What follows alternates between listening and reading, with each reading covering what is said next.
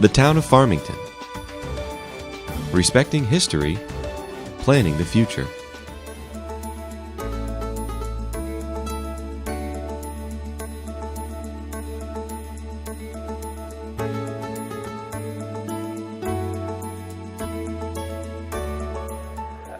Good evening. Welcome tonight. I'm Jeff Apuzzo, and I am absolutely delighted to see a full house here. This is just incredible. What this tells me, by the way, I'm going to do something dangerous. I'm going off script, okay? What this full house tells me is that people in town care about Farmington. We care about, absolutely.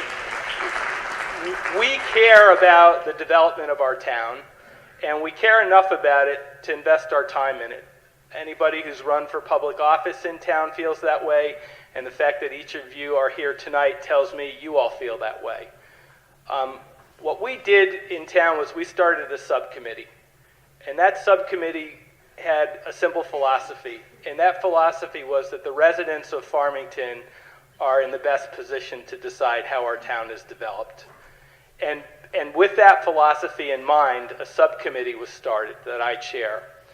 And what we did as part of this subcommittee was identify key parcels in town, including all of the gateways.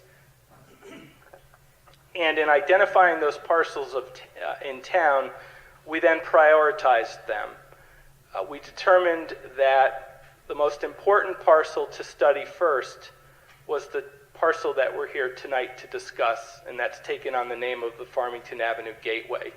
It's described on the maps that all of you have on your table, but essentially it's the parcel or tracts of land starting at the Hillstead and running down to the river, spread out slightly to the east and west as delineated on your map.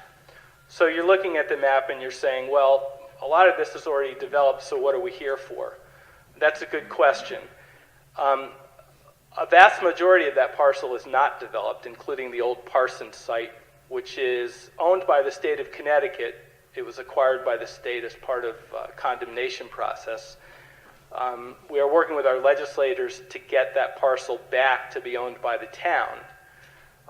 But also included in this large tract of land are several parcels which are the subject of potential development right now as we speak, and several other parcels which have been identified as key for development at a later date.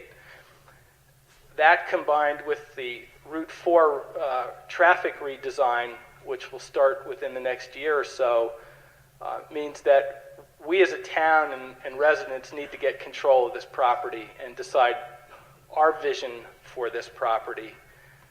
And we're all going to come here with different ideas. But when this process is over, I can guarantee you one thing, that what we come away with tonight will be better than any development proposed by someone who's not a resident of this town. There are various treasures in this area. There are various challenges, and we're going to work together to decide how we address all of those issues. We have, through funding from the town and also from a grant which the town of Farmington received for this project from the State Office of Historic Preservation of the Department of Economic and Community Development, who provided a $10,000 grant. We have tonight some very talented design professionals who are going to work with all of us to get us to express our views and our visions on this property and actually to help master plan it out. Some of you said to me tonight and on earlier occasions, boy, the one thing I hope is that this process just doesn't fizzle out. Well, I hope that too, but I'm going to say that the only reason why this process will fizzle out is if everyone in this room loses interest and doesn't stay engaged. It's my hope that this process, this planning process where we as residents look at parcels and decide how we want to develop them, will continue for quite a long period of time, and that enough momentum will be gained so that when we come to the end of this design process with actual drawings and models of what that parcel will look like in the future, that this design process will be presented to the Town Planning and Zoning Commission, who will adopt it in their master plan. And once the plans are on the books, any developer that expresses an interest in developing in this area will know what the town expects. So the success of this project rests with everyone in this room. I'd like to think that future generations will look back on us and say that the citizens of Farmington in 2015 were engaged, they were progressive, and they cared about their town enough to invest their time and effort into its development. So far, I believe we're off to a good start.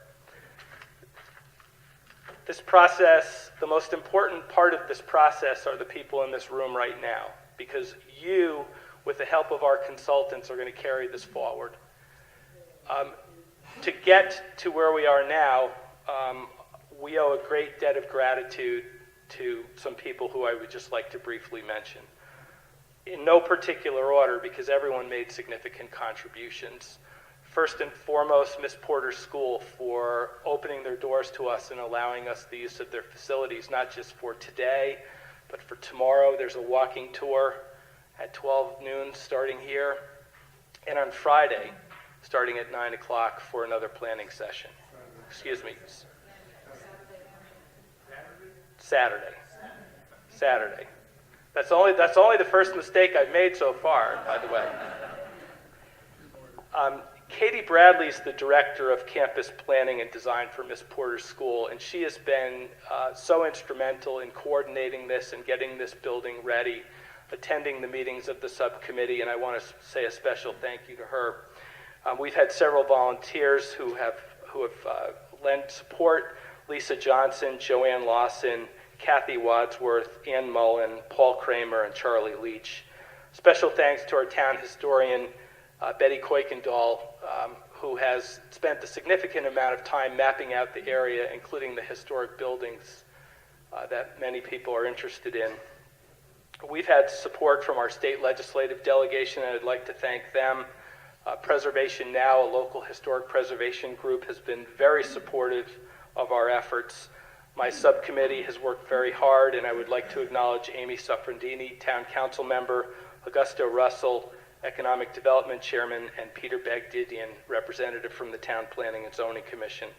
Our town manager, Kathy Egan, has been fully supportive, as has the Economic Development Director, Rose Ponte, and Bill Warner. All three of those people worked a long time with our group and did a lot of work preparing and getting us to where we are today. The committee that was formed, which resulted in this process, would not have come to fruition if it weren't for the support of our town council chair, Nancy Nickerson. Nancy, I want to thank you, and I want to give you an opportunity to say just a word or two if you'd like.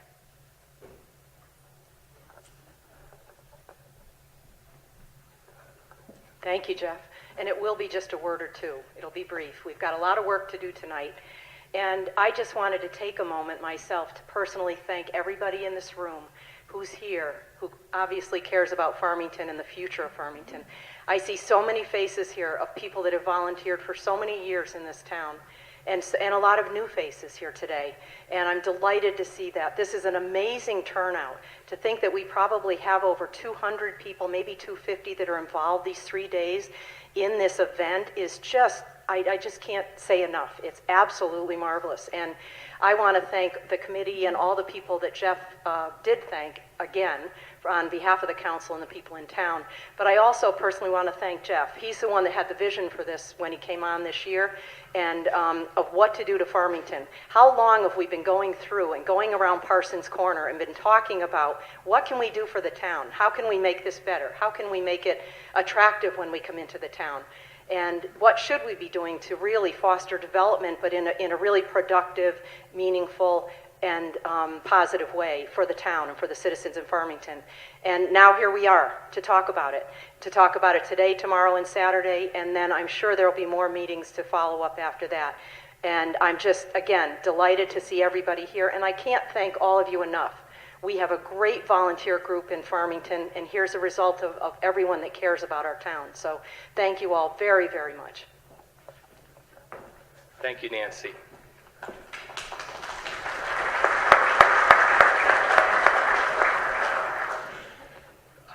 Budgets come and go, but land development stays. Land development stays for our lifetime, for the lifetime of our children, and for their children. Nothing can be more important than to plan out land development in a town. This is an incredible opportunity for all of us to work together and accomplish that. I personally want to thank each and every one of you for being here, and I want to make an appeal to you to stay engaged so this process results in something down this road that we all can be very, very proud of. Tonight we have a very, very capable group of design professionals who are going to assist us. And they're going to tell you exactly what we're going to do tonight. I purposely stayed away from that. Professor John R. Mullen, John, why don't you come on up, is going to take over. He is a professor of urban planning at the University of Massachusetts at Amherst. He's a partner of the firm of Mellon and Associates, and he's going to be running the show tonight. You're going to find Mr. Mullen very interesting, and one of the most interesting things that you'll find is that he is not only a professor, he's not only an academic, but he's a retired brigadier general. And this became very clear to me when it was 7 p.m. on the dot, and he said, "Why aren't we starting?" Okay. He has promised me that if anybody gets out of line, that they're going to drop and give him 20. Okay. Thank you. Thank you. Okay. Thank you, ladies and gentlemen.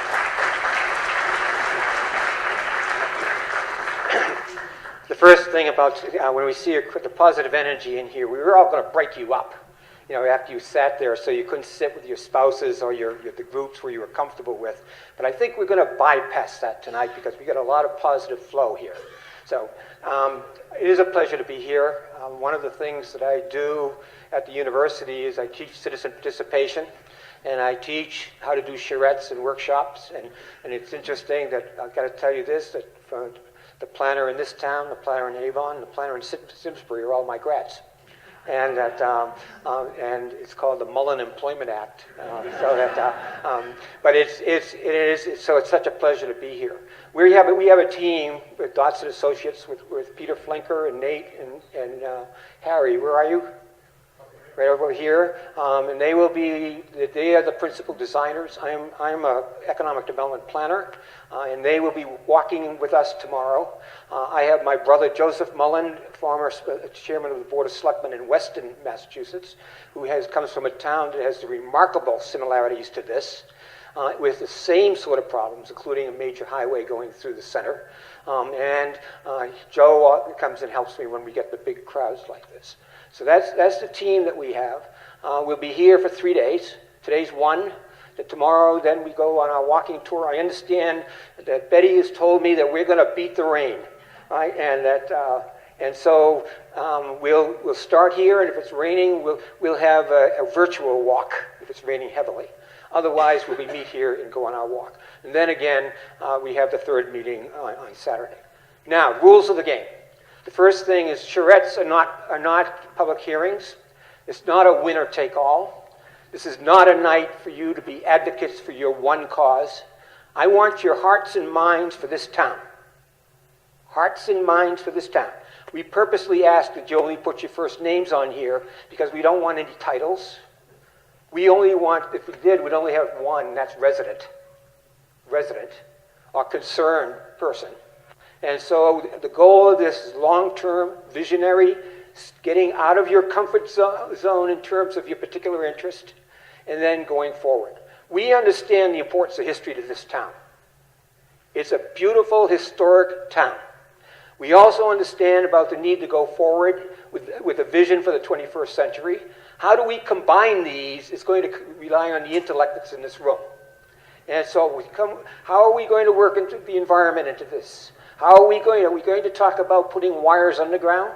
How are you with your fiber optics? What about a park that you have that we don't think anyone ever uses? Don't yell at me. But the thing of it is that we begin to think about the next 20 years, those elements that are important in this room, so that we get the value structure and then go from there. A couple other rules. The non-negativity rule. We never say in this room that that proposal stinks. We'll say that proposal needs refinement. And what happens is people smile when I say that sort of thing, but by the end of the night, if I've got you in a positive frame of mind, saying, look, maybe we can do something with this by changing it rather than getting really down in the dumps, then we've won. Second, another one that we need to practice tonight, and that is the absence of past projects. Oh my God, we tried that in 1954 and it failed. Well, and let me tell you about that project in 1954. No, not tonight. We're here, we're going to move forward. So no negativity, no confrontation. Everyone speaks in sound bites. I have, you all remember when John Wayne would come walking in the room with a gun and the bartender would say, John, check your gun at the door. Well, I'm going to ask you to check your negativity at the door. Positive frame. Now what we'll do is we'll work for about 45 minutes on something called strengths, weaknesses, opportunities, and threats of the area. Strengths, weaknesses, opportunities, and threats. And we're dealing with something called sense of place. Sense of place, academics hate the phrase because it's like catching jello. You can't really define it. But somehow we know it when we see it. And so capturing that sense of place and looking at the corridor and saying, what does it mean in terms of the strengths, weaknesses, opportunities, and threats of the future? Strength is a current condition that's positive. A weakness is a present condition that is not adding value. An opportunity is something that you can take going forward and improve. And a threat says if you do nothing, you're in trouble. And we'll go around and help you. I just spoke very rapidly about all that. But we'll help you to handle that. About 45 minutes, each of you will go, what are the strengths of the corridor? What are the weaknesses? What are the opportunities? And what are the threats? Then we'll ask somebody in your corridor to write in big letters on the sheets. And usually we say, choose somebody who is an ex-teacher with a parochial school background because they're the only ones that know how to write. That may not be true. But at any rate, we ask you to do that. We ask you also to pick a spokesperson from your table who we can call on, who is not an elected public official. Who is not an elected public official. And so we can get a new perspective. So that's where we're going to go. And we have, going to hand my rovers. Put your hands up, the rovers. There's 3 here and Joe back there. Where's Rose? Okay, she'll be a rover as well. And what we'll do, the questions that'll come out, we'll try to help. Just raise your hand. First thing is make sure you introduce yourselves to your neighbors if you haven't done it at your table. Secondly, choose somebody to be the scribe. And by the way, start putting the notes down in the beginning because we're going to put them all together at the end of the day. And thirdly, choose a spokesperson from your table who's not an elected official. Okay? So those are the rules. We're ready to go to work. Now, what I want to do is I'm going to take this to each table and I'm going to ask what the top priorities are in each of the categories in that table. Where's my brother? Joseph, take a pad out. I need you to take notes. Okay? Okay, I'm going to start. Where's table 1? Can I see the hand for table 1? Okay, we'll start right here. Who's your spokesperson? Okay, all right. Who's your spokesperson? Top 3. Under strengths, we had 2. The focus of the town, sense of place, visual appeal, and the concerned residents. Threats are 3. The first one was traffic, increasing amount, including increasing commercial vehicles. Big box development, commercial zoning concerns, and Farmington seen as a conduit, not a destination. The pedestrian activity and safety, a non-car such as bike, wheelchair, and scooter access and possibility of activity, for instance on an opening gateway area on the Parsons plot. And then the weakness, funding, traffic density, and suspicion of DOT. Thank you. Okay, spokesperson for this team.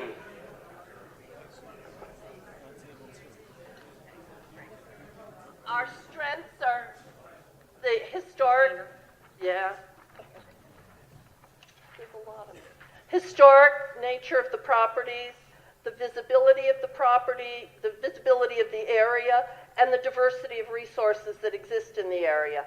The weaknesses that we saw were traffic on Route 4, that there's virtually no parking, and that there's lack of a defined town center. The opportunities that we see are commercial retail development, and we really are talking about mixed-use development. Thank you. I'm old, I forget. Mixed-use development. We would see more parking as an opportunity and reasons for people to stop in town. The threats that we see are overdevelopment, the inability to create cohesion among the property owners because the area has multiple property owners and they may have different ideas than we do, and over and under regulation as we attempt to resolve these issues. Thank you. Spokesperson? Right here. Who's talking for us? All right, table 9. For our strengths, our top 3 were that it's a pretty ride along Route 4, shops, landscaping, homes, and that beautiful new bridge with the flower baskets that are always nice. The other one, opportunity. We have this great opportunity to develop Parsons land area as a real strength for our town. And the other strength that we saw was our low tax base. For weaknesses, we felt, we had quite a few, but we felt having no centralized hub or parking for out-of-towners or a place to really enjoy the history and the walking spaces we have here. We have no centralized hub, and the flooding can sometimes impair shoppers or some of the businesses there. Those were our 3. Stand, stay there for a second. By the power invested in me by this town, I what is your first name? Louise. I hereby bequeath you to be Czar Luis. All right? You have one power as a czar, and you could do it on Monday morning. What would you do to improve the corridor? Oh boy, dun dun dun, the clock is ticking. Well, of course, if I won lotto, I'd donate it all to the Town Planning and Zoning Committee. I think, actually, you know what I do, which isn't a thing? I get a better understanding of our 20 to 40-year-olds who are the next generation here, what they want in a town, and find out what they need. When I look at West Hartford and Simsbury and how couples and kids live there because in an hour they can go out to eat and have the kids home in bed, those things are important. So I think I'd want to do a survey on that.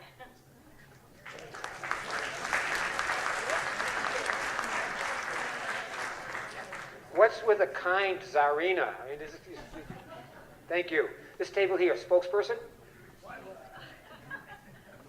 Okay.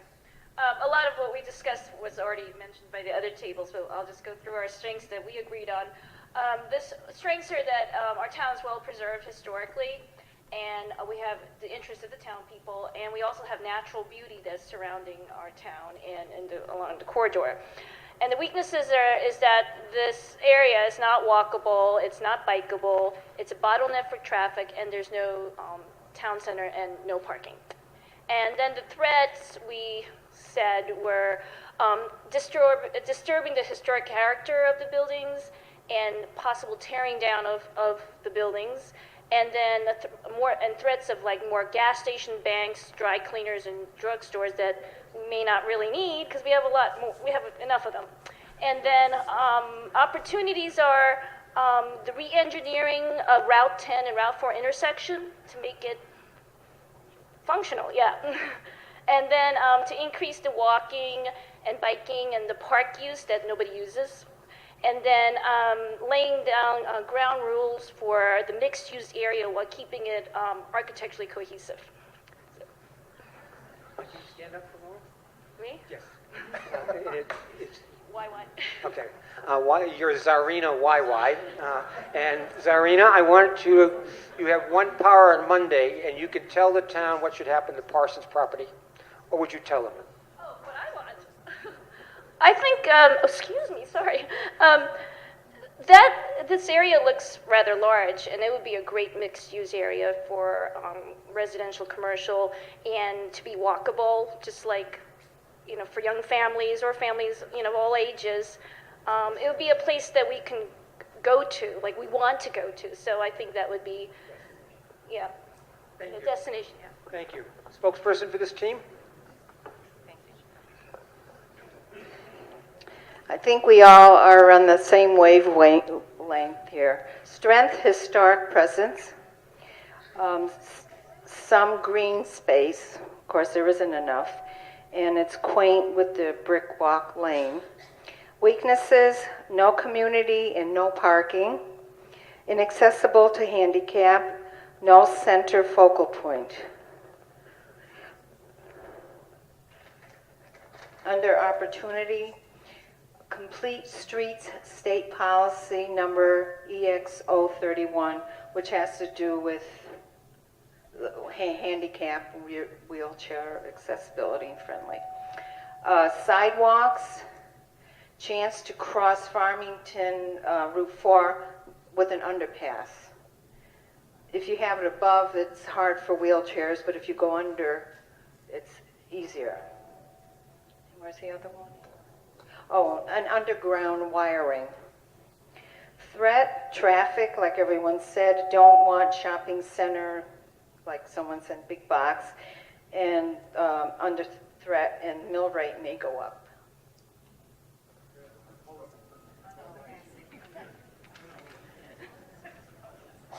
Okay, if you could tell me, if Farmington was a car, what kind of car would Farmington be?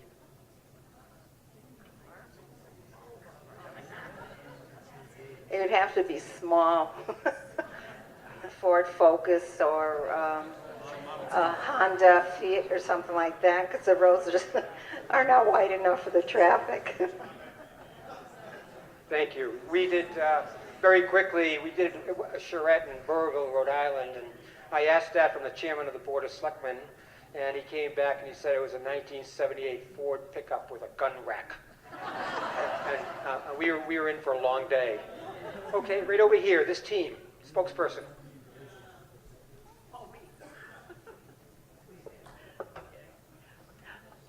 We decided the strengths are beautiful buildings, the river, and Truffles, Starbucks, Naples, and Piccolos.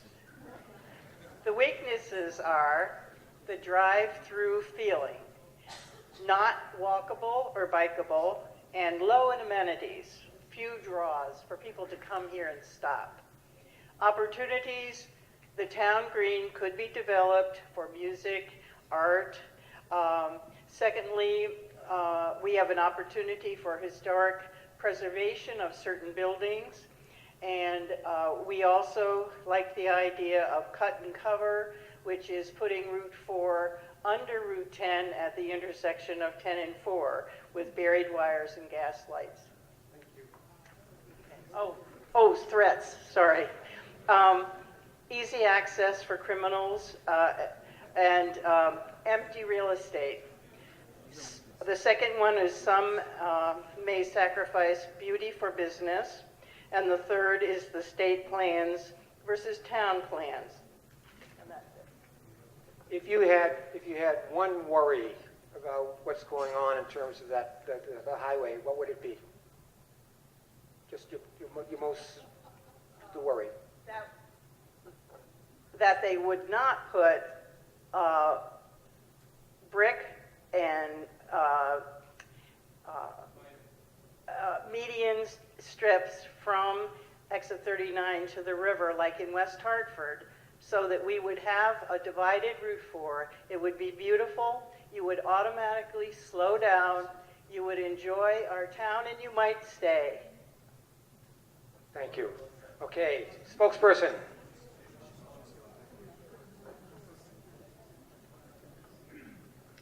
Okay, for our strengths, we had green space, especially the river, which we feel should really be celebrated more. The overall historic value and charm of the area, as well as really what we're talking about is community, and we feel like that's the biggest strength of the region right here. In terms of weaknesses, we have traffic, the accessibility issue, and unsightly utilities. So for opportunity in terms of the utilities, the utility master plan, the overall commercial redevelopment of the area, and also really an access opportunity in terms of bike lanes, making it more pedestrian friendly and such, and centralized parking. For threats, we had Ebola, zombies, and global warming.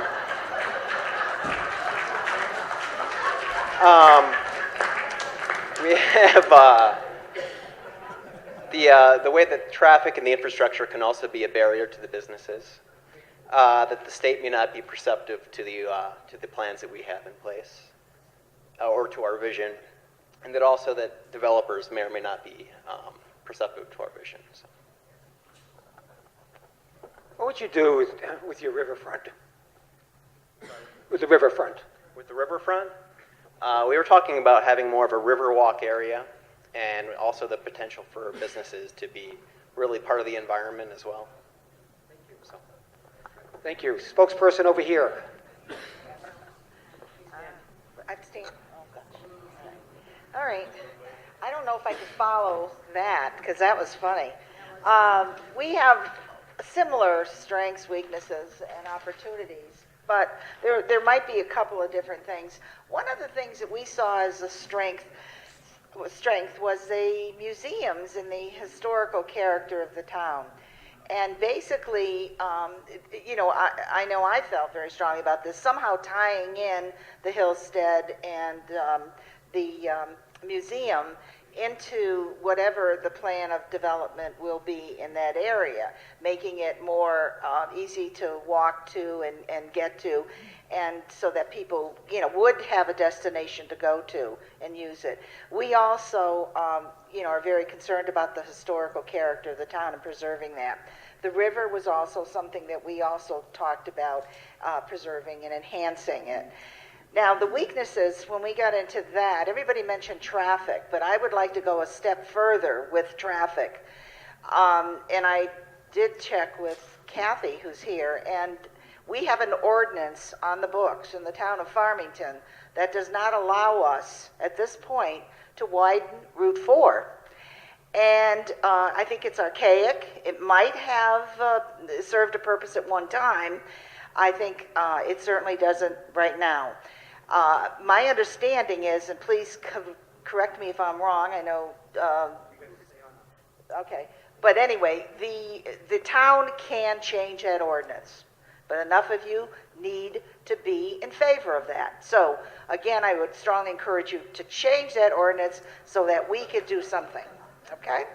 Parking is a problem. No real areas to congregate with children, playgrounds.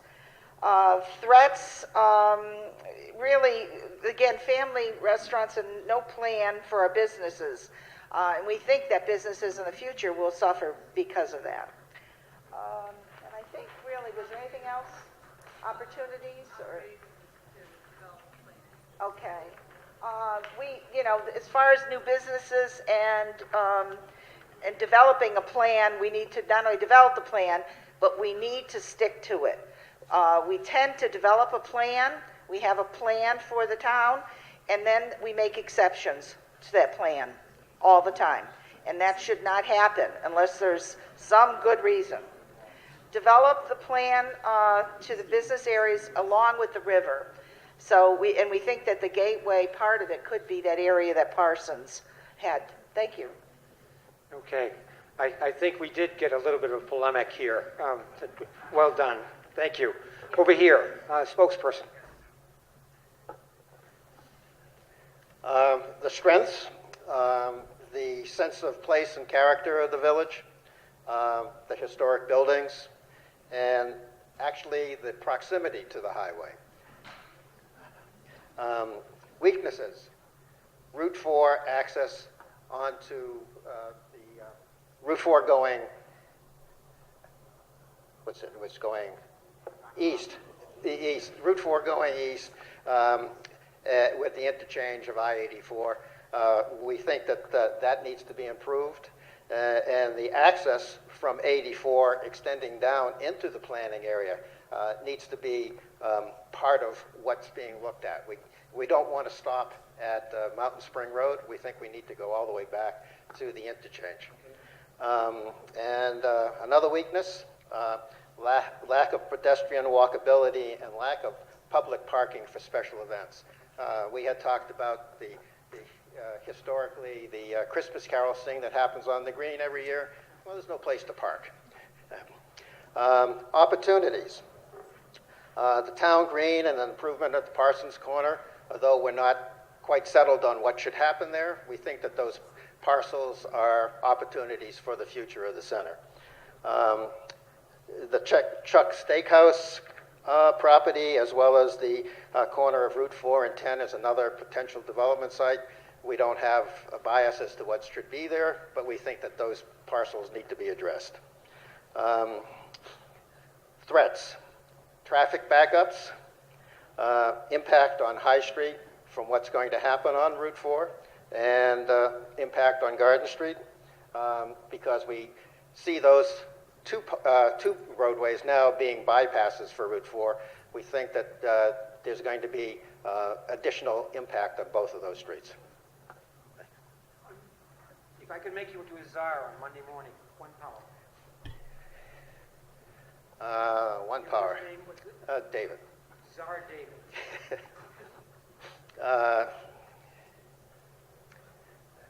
Reestablish a pleasant access coming down from 84 into the center of the village. There was previously, when the highway was originally built, a planted strip coming off the highway down to, well, almost to the access point where the bus routes go, the bus access goes into the Hillstead Museum. There should be a pleasant entrance coming into town. Thank you. Super. We got this team over here, spokesperson. Thank you. Many of our points have been mentioned before, but I think they still bear repeating. So number one, access to I-84. We think that the historic district is also a strength, and we really feel that the residents' sense of involvement in community is a huge strength, as we can bear witness this evening. Weaknesses, however, volume, flow, and traffic. Let me try this again. Traffic, volume, and flow. The lack of pedestrian access or restricted pedestrian access across Route 4, and the threat that we see to the preservation of historic buildings at present, particularly in this corridor. Opportunities, we see great opportunity for increasing river access and maybe some form of river park or walk or some way of embracing our river frontage. We feel that there is an opportunity with more retail and restaurants, making this an increasingly welcoming place for visitors as well as residents. And that would lead on to an increased tax base, which I think would be of great benefit to us all. And finally, from threats, obviously we always see is increased traffic. We do see a risk of doing nothing. We have a great deal of enthusiasm and support, and for yet another opportunity to pass us by, I think would be a great shame. And also, and selfishly, an impact on High Street and Garden Street and the other access routes. Thank you. If you had, I want you to be the most creative impulse in you that you can possibly have. What would you do that'd be off the charts, and in terms of the corridor? I would have a bypass. I do not believe that traffic from 84 should be going through Farmington Village. Thank you. Okay. I have this urge in terms of working in towns, coming up with one crazy idea. In Barrie, Vermont, I proposed that we had the Rocky Road race where all the cars were made out of granite because it was a granite capital, and nobody laughed. I mean, they thought it was a pretty cool idea. I think this hill has struck me as imagine once a month in the summer, you made that a skateboard track going down from the top to the bottom, right? And had thousands of people come. Isn't that a wacko idea? Thank you. This team here, spokesperson. Yes. First, I'd like to say it's very hard to, come after the first three tables that spoke. They were eloquent and hit all the key points. In terms of our table and what we had spoken about, I think this is actually a weakness, but one of the biggest weaknesses that we talked about was the underpass in front of the country club. And I think the preference would have been a bypass, to bypass the whole corridor in general, to keep all that traffic on, to preserve it as more, easily accessible area that belongs to the town. Let me see, these are our weaknesses. Well, also, some of the existing building construction doesn't seem to reflect the scale of our town or the historic structures within the town. And we'd like to sort of see that improve. Sorry.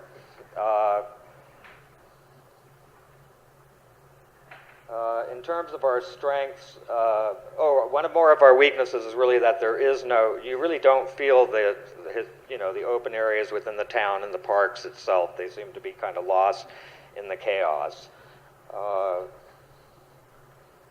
I think our strengths are the remaining historical structures. I think the town's commitment to help unify and make this a really beautiful corridor. I think our opportunities that we have are creating walking corridors and pathways between the business and the historical aspects of the town. A day and night street life to the town, and creating a bucolic setting while providing opportunities for developments. And I think our biggest threat is really the Disneyfication of the corridor, which is to really create an artificial corridor with artificial historic buildings that try to mimic or mock what is already here.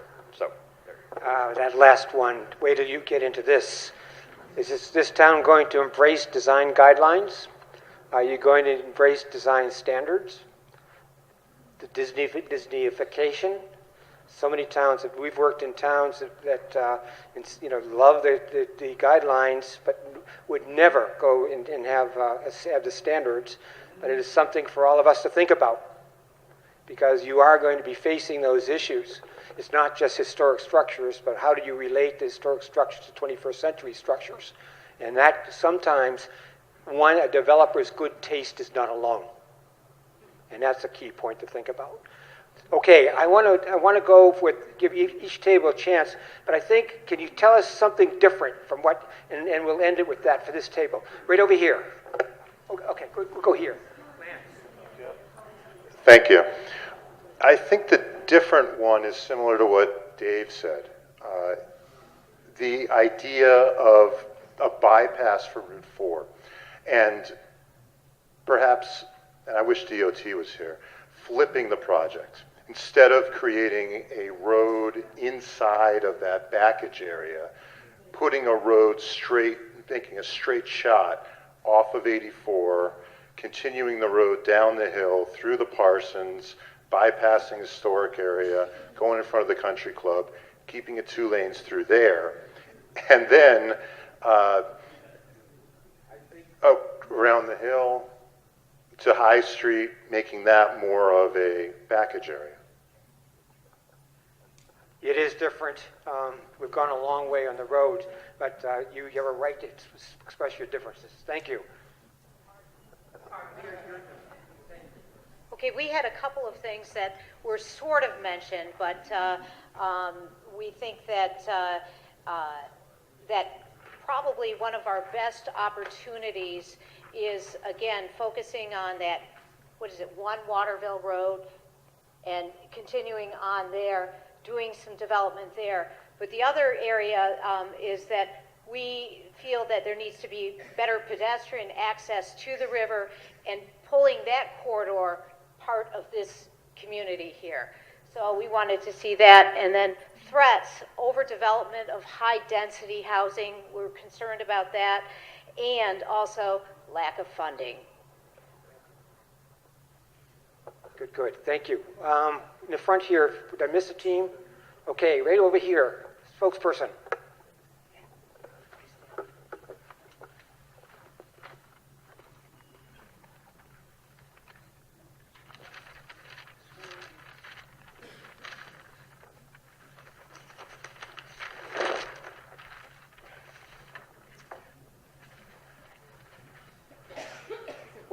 think that everything we came up with is entirely new, and we really want to bring that to your attention, but we won't. We thought as a threat that we think has been under-mentioned is the destruction of the existing structures through neglect. Some of these buildings are terrifically old, but they're not great shape. And we know that by doing nothing, they'll just get worse. We need to pay special attention to that. We think a weakness in the town that needs to be addressed is the dividing nature of Route 4. It's a canyon at the moment. It's very difficult to bridge across, go under, or walk. So we need to somehow figure out how Route 4 can be an element that pulls the town together rather than splits it. Thank you. In Concord, Massachusetts, we are working, I think I've mentioned to some of you, but an overpass from Walden Pond to the Great Woods, because what happens in Concord is one part of where Walden Pond is what you just talked about. It's not connected to Concord proper. And we got the project, and we're doing it through green overpasses. And it's being implemented now. So the idea is a good one. Thank you. Right here, spokesperson. New ideas? Hi. Really nothing new. In fact, we seem to be in pretty much agreement with almost everything that's been said. But I just want to point out the fact that if you follow the trend with what developers are doing throughout the United States right now and elsewhere, they're trying to develop multi-use destinations, which we have. We have in Farmington. We have homes, we have businesses, we have sidewalks, we have caring people, we have the river, we have all kinds of things. So I think the real question is, do we want to develop Farmington as a destination along the historic lines that we have already, or do we want it just to be a faster way to get through Route 4? Some people would say that I just can't wait to get through there faster. And other people can say, well, we've got a gem here that it's real. We don't have to build it. We don't need multi-use. We could use some more apartments. We could use some better, shops and this and that. But I think we really ought to think about what we really want Farmington Village to be, or the Farmington community to be. We have a caring community. We have the buildings. We have a historic commission. I think one of my ideas would be where the Parsons project was originally, if we created some kind of a welcoming sign or some kind of indication that you're coming into a historic community right there, because as you all know, when you come down from Route 84, the speed is of the essence coming down that hill. And I mean, if there's a stop sign at the bottom of that area, and then a divided highway, you're creating a situation where you have a perfect village if that's what you really want. We also agreed that the river provides a unique situation for pleasant development, and all the other things that everyone else said. The traffic's a problem, crossing Route 4 is a problem. I personally have a lot of confusion in my mind about what do we do with all those small businesses that are across from the Bank of America. Most of that's private, to my understanding. How do we go about even changing anything? But we agreed with pretty much everything else. That's about it. Thank you. Okay, this spokesperson over here.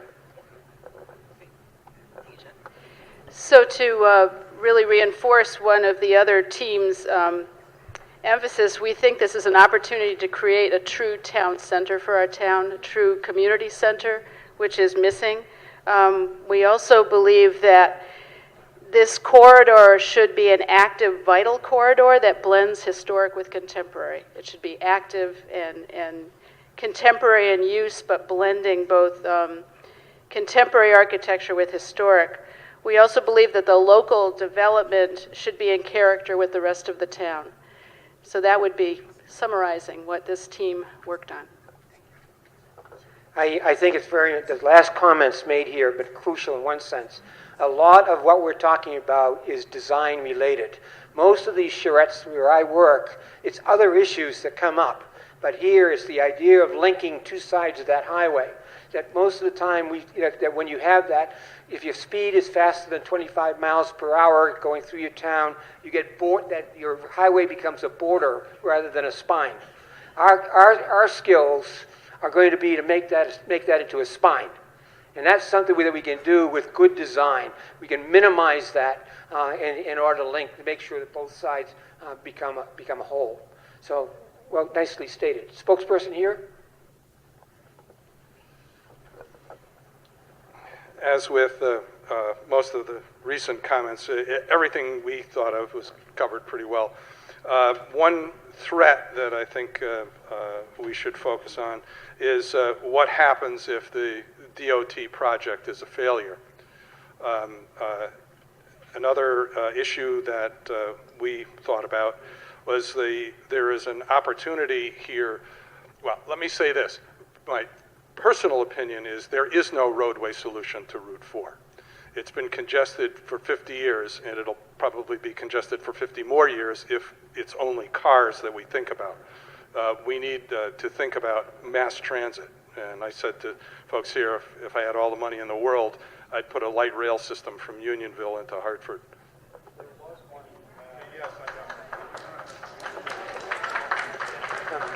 That may be a case of history repeating itself. So, thank you. Over here, spokesperson for this team.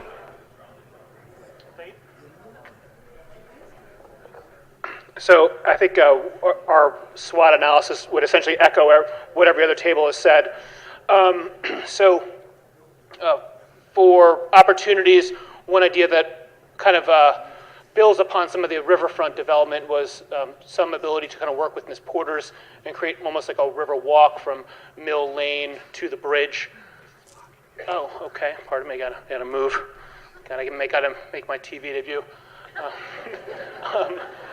So that was really the other opportunity. That's right. I got the rest. Traffic, congestion, etc. The only thing I'd ask is, or add, is an answer to one of the Tsarinas from before about surveying 20s and 40-something. As a 40-something, West Hartford Center is going to get a lot more of my money over the next few years because there is no town center. There's no place for me to go to a restaurant, walk around with my kids afterwards.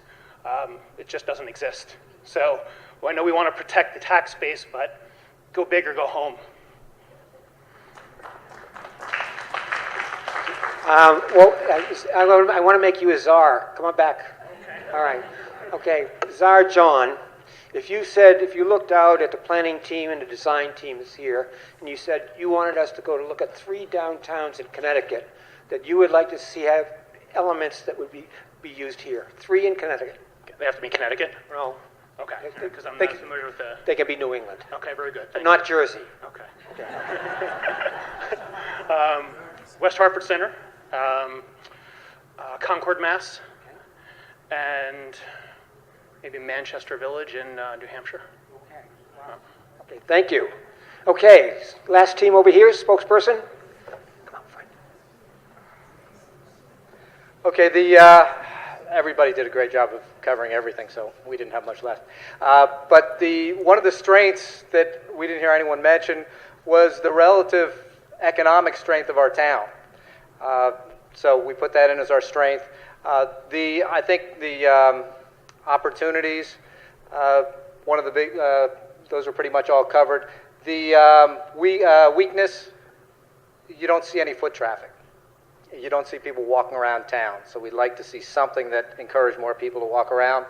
And the biggest thing at the end was if we don't do anything, apathy, if we don't get involved and we leave it to the DOT, then I think that's the worst of all cases. So it's great that we're all here. Hopefully this continues on. Thank you. Over here, the anchor team. Sorry. Oh, thank you. We think that there's an opportunity during this redevelopment to bring some more small businesses, not big chains, but some small businesses that there already are some, but I think we can encourage more. We also think that with better signage, we can make this even more of a destination and tie in more of our museums, Hillstead, Stanley Whitman, and all the businesses.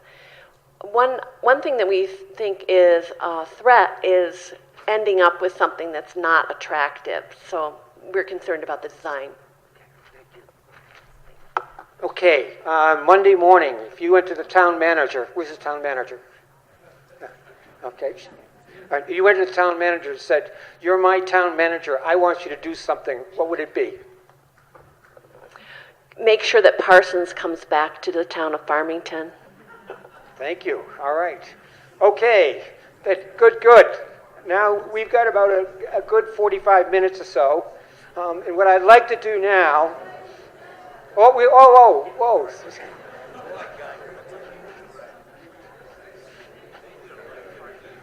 The quiet squad. Okay, go ahead. Thank you. All right, we'll try not to repeat, but on strengths, I think our biggest item was the available land that exists in the corridor and the opportunity to develop it and redevelop some of the vacant parcels. The biggest weakness probably was the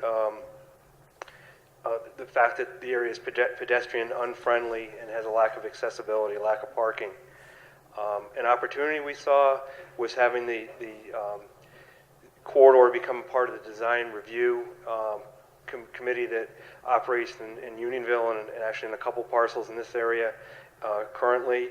That would help ensure that new development blends in and looks appropriate. A big issue or big opportunity we saw was connecting the sides of Route 4. That comment was made earlier, but what we would hate to see is Route 4 become another Route 44. And I guess our biggest threat that we saw was DOT. We know that their goals are largely driving traffic and making traffic flow efficient. And again, we want to maintain the historic beauty of the area, enhance that, and also build on pedestrian friendly and accessibility, and particularly accessibility across the street, however that gets accomplished. If you had to go to the town manager on Monday morning and say, "We need to do..." I think it would be put the area in the design review district, so future development would be as appropriate as possible, and that group and TPZ would have an eye towards pedestrian accessibility in the whole area. Thank you. Up next, spokesperson. Sure, we'll be quick. The one opportunity I want to talk about was the expansion of the town green by acquiring the Bank of America property, as well as the 11 Main Street property as well. We talked about it not being a focal point.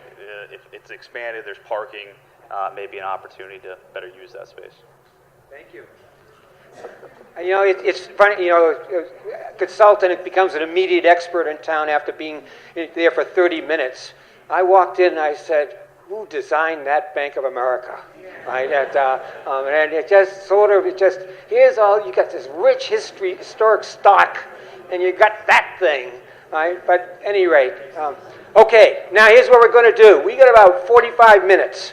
And I'm going to go around and I'm going to give everybody a chance, anybody who wants to talk, about 50, this Ronald Reagan thing, where he always spoke in sound bites. One pithy comment. And I'm going to go around and help people to bring these out. But there is one thing I think that we neglected to talk about, and is it Mary Dunn? Mary, I want to, from the State Historical Commission. Thank you. We're glad you're here. And did you give us the money? Yeah. Thank you. Okay.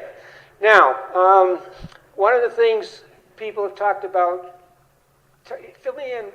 Who's not too happy about going towards design guidelines or design controls? Can somebody help me out? You're all with this, that sort of thing? Okay.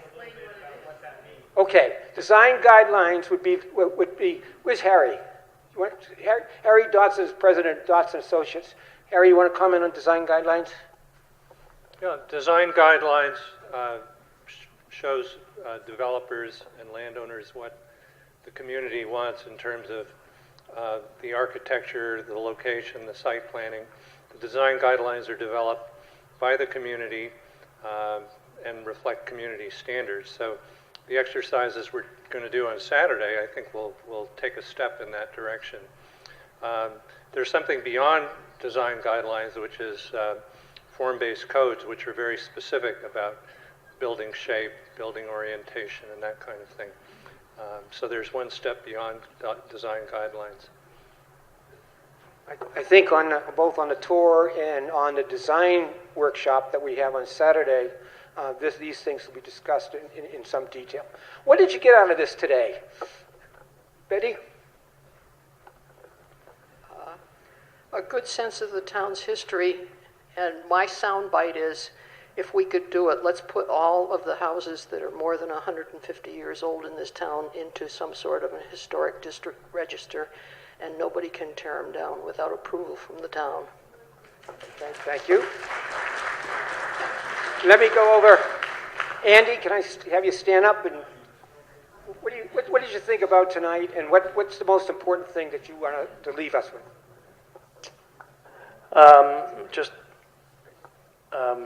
All the participation from everybody and all the great ideas and the thought that went into it just assures me that there's so much concern here and so many smart people and smart ideas that this should be a success. Okay, now, one of the things we like to talk about is to get the ball going. And what would you do in the next 90 days to ensure that the energy here goes forward? One of the things that comes to my mind is working off wayfinding. I can't read the signs coming in, but maybe because I'm getting up, my eyes are going. But you've got the sign.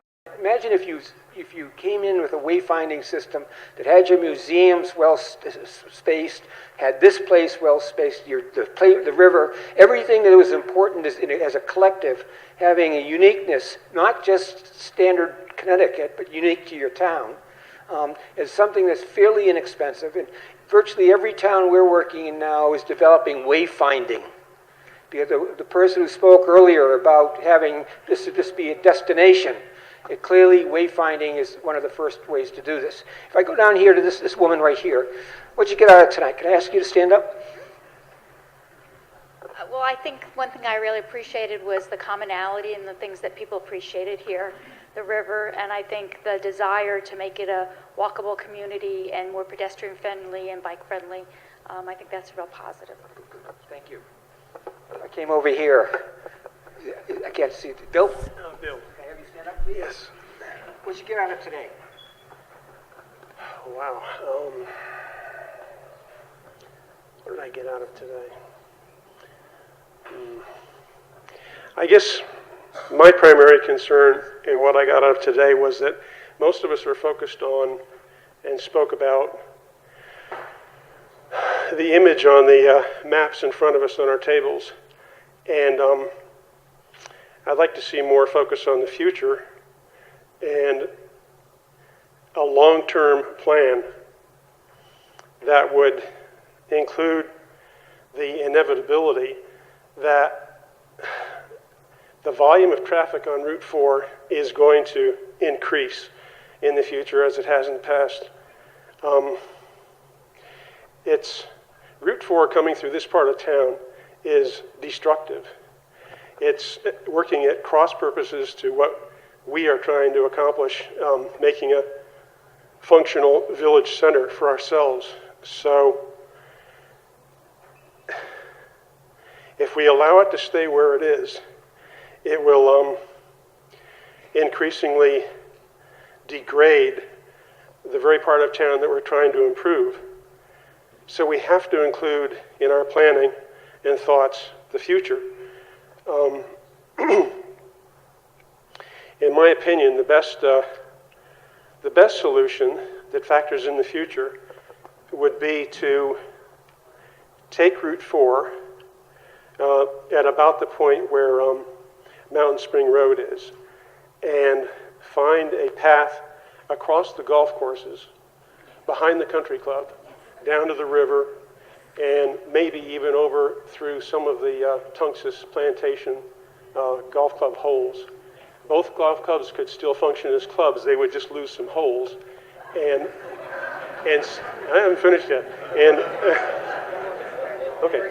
And some people's houses would be sacrificed, but in the long run, having the road go on that path would allow it to become 4 lanes, which is inevitable because the exit's 4 lanes, and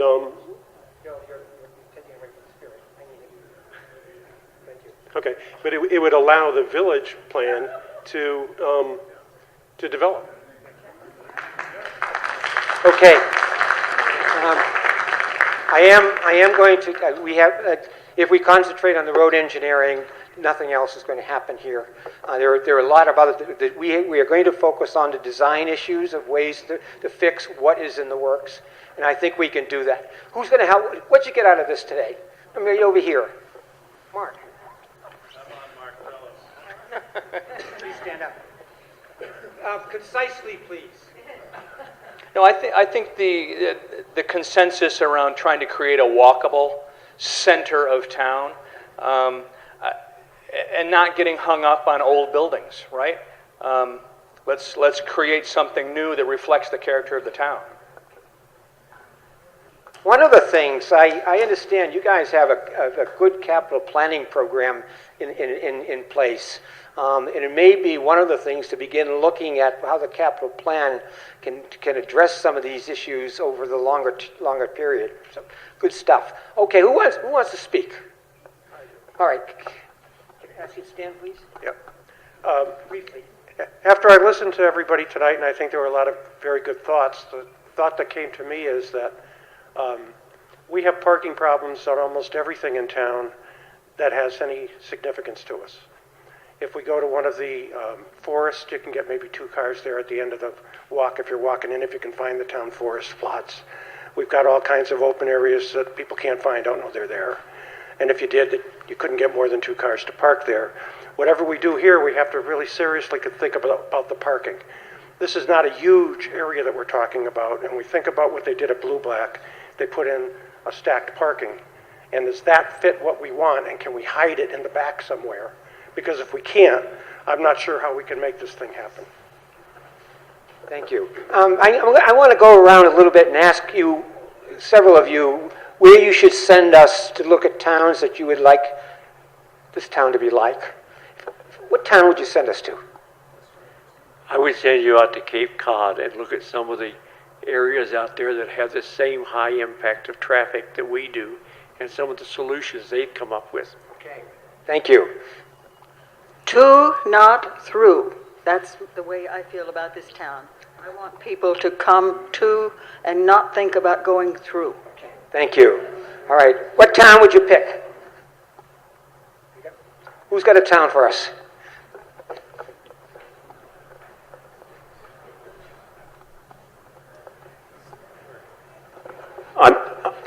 I'm new to town. I've only been here 2 years. We're from the New Haven area, and my town would be Guilford, anyone that's been down to the shoreline, quintessential New England town square.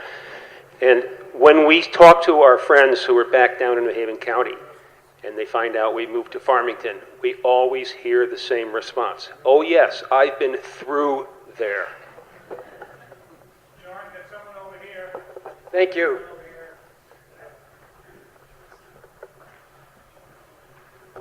I think I would send you to Kent, because it's a very similar situation. There's a major road all the way through, and there's reasons to stay there. So it's a little swankier, I think, but it doesn't matter. There's the same volume of highway type of. Thank you. Anyone else want to yell one out? Here we go. Well, I didn't want to mention a town, but I think West Hartford Center has been nicely developed. What I wanted to comment on is the need for some kind of incentive program for businesses to make themselves accessible. There's an incentive program for solar panels. Can't we have a similar program for automatic doors so that, for example, a pillar of our community here, right down the street, Farmington Bank, has neither a ramp nor automatic doors. I think it's just incredibly obtuse that people who live out of a wheelchair, for example, can't use the area. Thank you. Okay, we're getting hot, and the energy level's going down. Here's what I'm going to do. I'm going to ask all of you to come tomorrow and take a walk with us and show us what you're thinking about in terms of your downtown. The design, we'll be breaking you up into 3 teams, and we're going to talk, and you're going to talk, but you're going to tell us what's important. So the more of you who come, the better. That's the first thing. We're also going to take leave your sheets here. We're going to take them all home, and we're going to analyze them, and we're going to put them together and in a compendium for the designers to look at. One of the things we've heard tonight constantly is design, design, design. And and reflecting on history, reflecting on the future, coming in unifying both sides of downtown.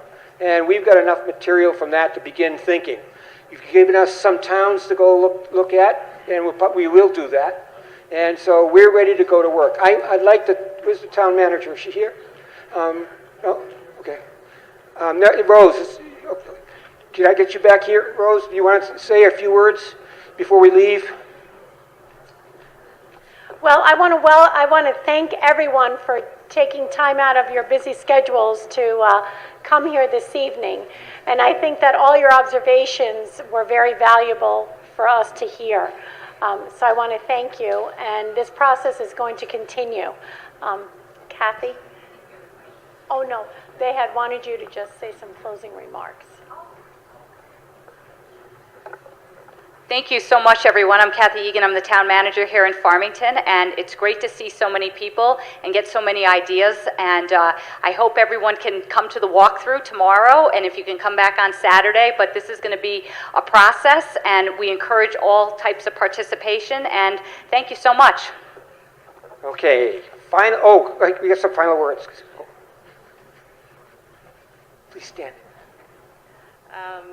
One thing that was not mentioned that I think is integral in this area is if it's going to be a destination property area, we have the Farmington Inn, which is 72 rooms. So there are people that come to this area, stay there, they ask for like a place to play with their kids, or we give them areas to walk around, like through Miss Porter's, or go down to the meadows and jog. They're looking for places to walk. The riverfront can be developed and just be another area that people will have an opportunity to just be outside. Thank you. I have one of my favorite questions that coming to towns like this is, all right, I'm a young married guy, and I've got 2 kids. One of them is 10 and the other is 6. And we come into a beautiful town like this, and they say, Dad, I have to go to the bathroom. Where do I go? In the river. All right. Am I a friendly town to tourists? Starbucks. Okay. In my day, everyone knew you could go into McDonald's. So, but thank you. Okay. Okay. Go ahead. Okay. I find the river very, very charming. I'm from Arlington, Massachusetts, and am very familiar with Concord, and to hear what you're talking about there. And I did some growing up about the Charles River. And it's so wonderful to have places like park benches to sit along the side of the river, because it's very peaceful. It's lovely. I mean, it was almost picturing hiring boats that you could have umbrellas and sort of have the antiquity of this kind of thing.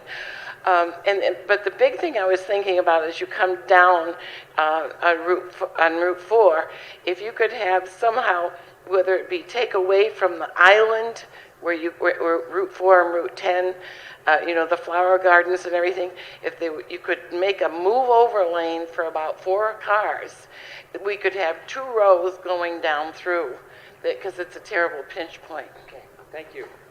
Okay, are we getting warmed up, or are we... okay, anyone else? Where's my boss? He's up here. Last words? So people spent 3 hours here tonight. Great ideas, a lot of commonality, but what's next? right? You didn't just come here to voice your ideas and then go home. So what's next? And then I'm going to make some comments after that. We finish this up very, very shortly, and then what it becomes is a vehicle towards the comprehensive plan for the corridor. That will become the vehicle, and it'll be full of citizen participation, much like you hear, but the idea is to get at something that is going to make sure that your growth goes in the direction that you want with the highway as part of it. So that's what it's just beginning, and we've got a long way to go. Okay. So to put a finer point on that, there's a walkthrough tomorrow, and tell us how the Saturday workshop is going to differ from today. I think we're going to get a little more in the weeds there. That's exactly it. We're going to get in the weeds. Tomorrow we get your input in terms of your personal observations. We'll comment back from you. We will work some of the ideas together in terms of what we heard and have them here, and we'll coalesce this in terms of a set of actions that we think need to be done. You're going to have the ability for people to map things out. You want to support? Yeah, one of the things we've cooked up for Saturday is a hands-on modeling exercise where we're going to bring at least 8 sets of the big base map that's on the wall back there. And not only that, you'll get a set of modeling pieces. So bring the kids. It's going to be a fun activity for everybody. And you'll be manipulating those pieces to show where buildings could move or be added. And then we'll have a presentation at the end where each of these groups, as we did tonight, will present their vision for the corridor.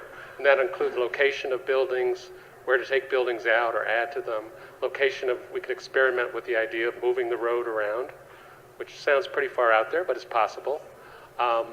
And so we really want to use that session to dream about what's possible in the corridor. And then we're going to take all those ideas and present them to each other. And then in the coming weeks, see if there's some kind of a consensus plan that emerges that could become the master plan. One of the things I wanted to do was ask for a show of hands of who's definitely interested in coming on Saturday, because we're wondering how many people we're going to get. So some, not that many people want to give up their Saturday, but it's going to be a fun and interesting session. So if you know people who don't like sitting around doing SWOT analysis, but like playing with models, tell them to come, and we'll love to see them here.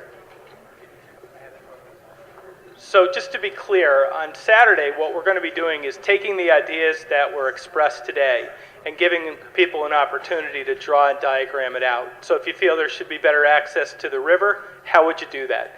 If you feel that the study area should be tied in better to the hillstead and some of the other features that the area has, how would you do that? If you'd like to see better access across Route 4, how would you do that? If you'd like to see a town green at the Parsons property, map it out.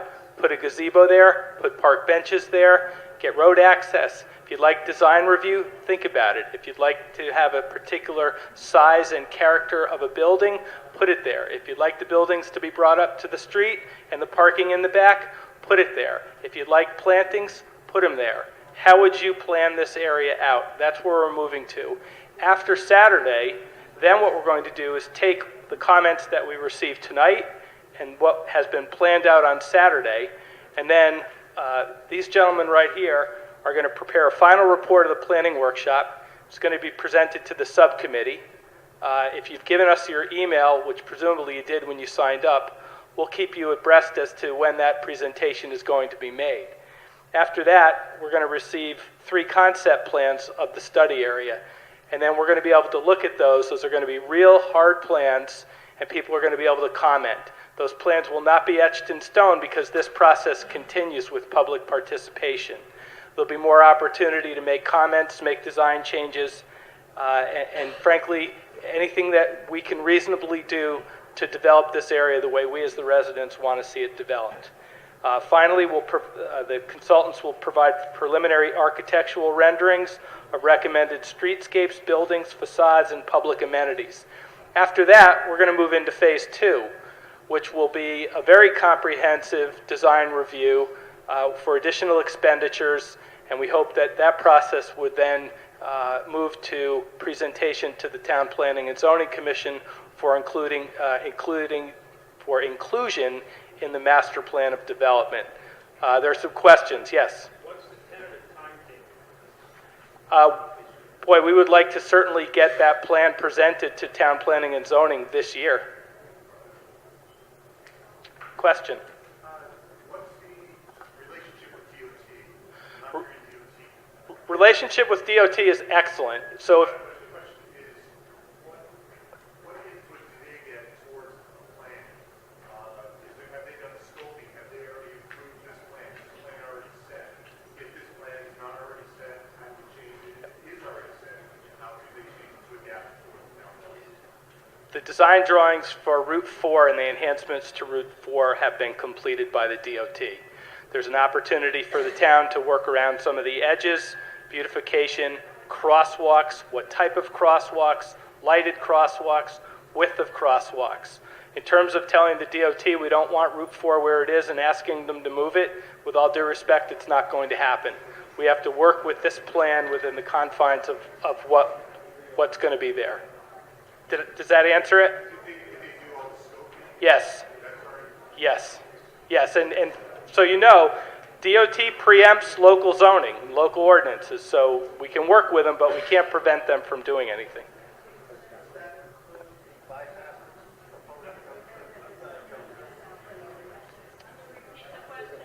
I'm not sure.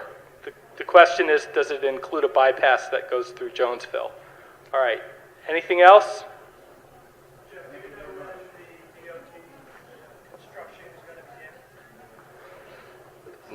Kathy, DOT construction begins when?